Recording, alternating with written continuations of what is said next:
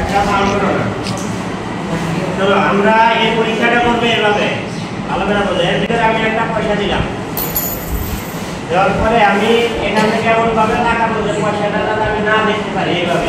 ভালো করে দাদা এখানটা না দেখতেছি ভালো করে দেখা যাচ্ছে না। এটা কথা বলবো। দেখা যায় ভালো করে কম করে এখানে করতে দাও। আচ্ছা এখন আমরা এর ভিতরে পানি ঢালবো। তোমরা বুঝতে পারছো? তুমি দেখবে আমি যে পানি ঢালবো দেখবে যে পয়সাটা উপরে উঠে গেছে। এটা দেখা যাবে। ঠিক আছে? তাহলে আমরা এর ভিতরে পানি দেব। এখন পয়সাটা উপরে উঠে কিনা খেয়াল করো।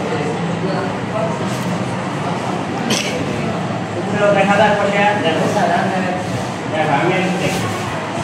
দেখো পয়সাটা অনেক উপরে উঠে গেছে। একদম তুলে ছিল আগে। আর এখন অনেক উপরে উঠে গেছে। ঠিক আছে? তাহলে এই থেকে এটা প্রমাণিত হলো কি এর একটা প্রতিবিম্ব তৈরি হয়েছে। ঠিক আছে? প্রতিফলন হয়েছে। যে কারণে আমরা বস্তুটাকে উপরে দেখতে পাচ্ছি। মানে বস্তু থেকে আলো দেয়া উপরে একটা প্রতিবিম্ব তৈরি হয়েছে পর্যাপ্ত। এজন্য আমরা